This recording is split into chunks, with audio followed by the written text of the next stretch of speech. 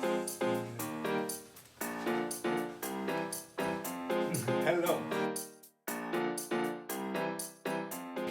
Hi everybody, and thank you for watching our video. We're trying to keep it interesting and crisp for you at all time. So let's start right away with explaining our model. Our simulation model is dealing with the Schulich net proceeds, to be more precise, with the net proceeds from international students. We came up with a simplified equation of the Schulich net proceeds, which is made of the tuition revenue deducted by the scholarship costs. Let's get into a little bit more detail regarding the tuition revenue. The revenue is made up by multiplying the student number and the tuition costs. So let's have a look a little bit more in detail at the amount of students enrolled. We came up with three different variables that have an influence on the student number enrolled. The first one being the US immigration policy, because a more restrictive US immigration policy has a positive influence on the international students enrolled in Canada. The second one being the Canadian-Chinese relationship, which makes sense because there are a lot of Chinese students enrolled in Schulich right now. The third one being the global economy, as it always makes sense to kind of take the global economy into account for such a model. But additionally to those three exogenous variables, we also choose that Schulich itself has the possibility to influence the number of students enrolled. For example, they can do so by choosing their tuition fees. They can either be high or normal, and also the quality of students which are allowed to enroll, which also can be high or average. Alright, let's have a look at the different cases in the actual model. So here you can see our four models, 1 to 4. This is basically like a 2-on-2 strategic grid.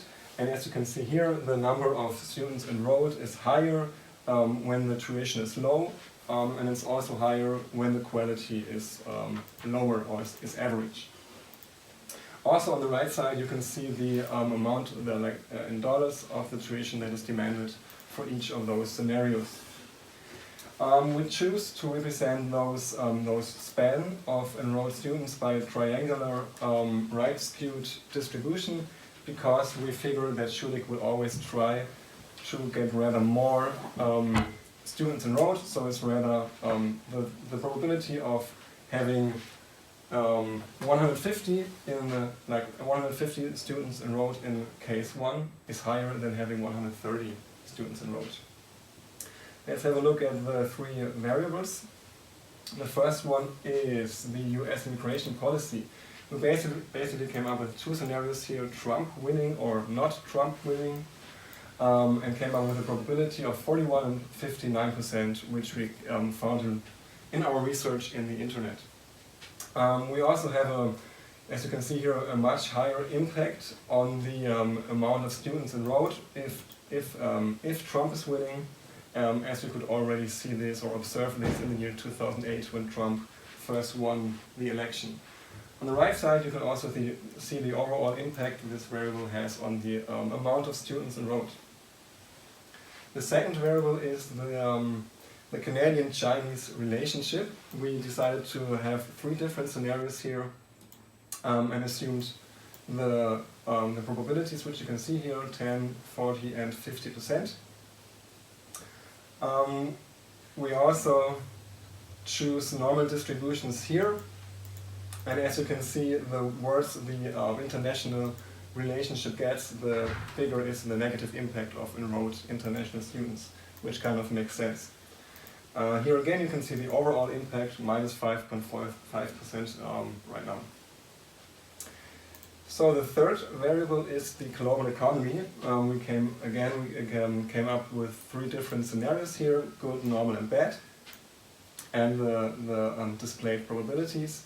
The main message here is that we found in both the good and the bad economic scenario, the number of enrolled students is decreasing, and only for the normal scenario, which also has the highest probability, by the way, only then we have a like a standard normal distribution, so we can have both a positive or a negative influence. You see the overall impact of 5% on the number of students enrolled.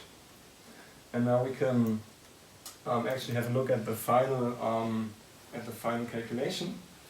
So as you can see at the top, 176 enrolled international students. That's just the number from the scenarios, so the scenario 1 to 4 that Schulich choose.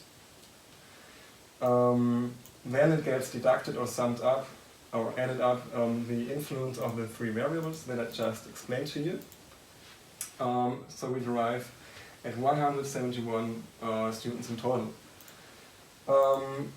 Multiplied by the tuition, also chosen from the scenario that Schulich chose, we come up with a revenue of roughly 17 million.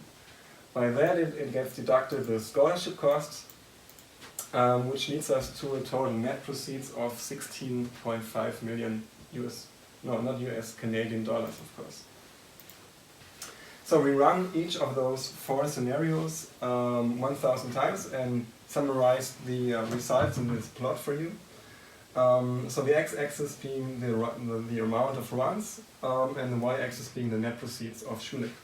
As you can see here, the green case, which is case number 3, normal tuition, high quality of students, is the worst one, and it seems that the purple and the red scenario, the red scenario being scenario 2, high tuition and average quality, and the purple scenario being scenario 4, normal tuition and average quality of students. Those ones seem to be the best one for Schulich. Here we have another representation of those findings. On the right side you can see scenario 2 and 4, the ones that seem to be the best ones. So in general it seems that it's better to not aim for just the high quality students, but also for average quality of students.